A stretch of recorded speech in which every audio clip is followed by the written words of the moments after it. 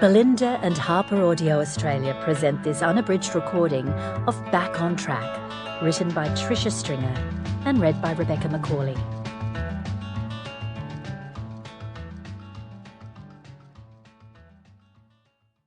The dedication reads, "For Joy and Andrew." 1. One night in February, Paddington, Sydney. The deep blue of evening slowly descended over Sydney, creating a momentary lull as the day departed and the night took over. In Paddington, a small group were gathered for drinks under the pergola at the back of Ketty Clift couture. Jazz played and, as the light faded, fairy lights winked and blinked to life. They momentarily distracted Ketty from the speech she'd been about to make. She loved fairy lights. There was a certain kind of magic in them that, even at 71, still filled her with the frisson of anticipation.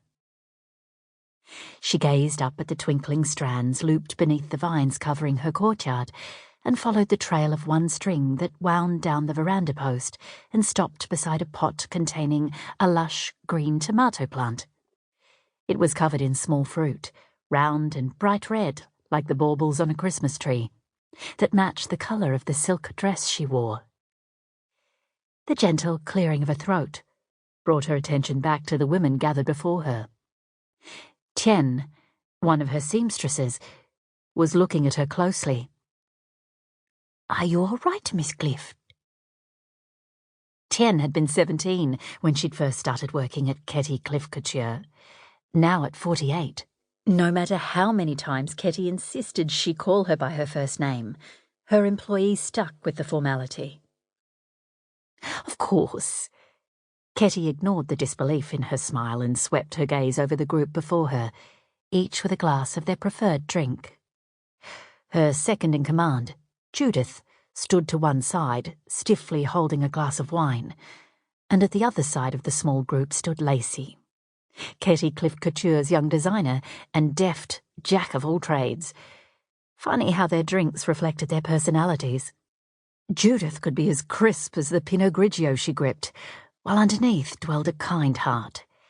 Lacey was as sparkly as the champagne she held, but could never be described as frothy. Between them stood the three women Ketty called her engine room. These were the women who cut and sewed with careful precision.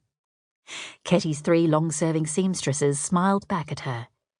Ning, who'd been with her from the early days of Ketty Clift couture, held a glass of icy lemon squash. Tien, who was approaching 28 years of service, held a glass of apple juice, and Birgit, who'd been there nearly half as long, had champagne like Lacey. Ketty cleared her throat.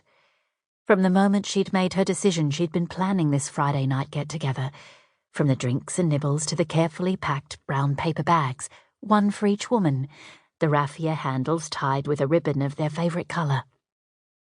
She wanted her staff to hear it from her while they were all together, and then to give them the weekend to digest her news. She knew it would be a surprise, perhaps even a shock, and now that the time had come to make her announcement, she felt a little nervous. "Thank you, my friends, for your dedication and talent and your service to our business. Last year was one of the most successful in the history of Ketty Clift couture, and it's because of all of you." She lifted her glass, putting off the moment a little longer. "Join me in a toast to you all. To us." She raised her glass higher. "To Ketty Clift couture." A chorus of voices joined her. Patch, Ketty's old black and white cat, startled from his position on a chair by the door and ran inside. They sipped their drinks, and all that could be heard in the brief pause was Nora Jones serenading them with "Come Away With Me." Ketty savoured the easy intimacy of the gathering. They'd worked together a long time, and she was concerned that the old saying, "familiarity breeds contempt," had somehow been infiltrating the previously harmonious working. Sample complete. Ready to continue?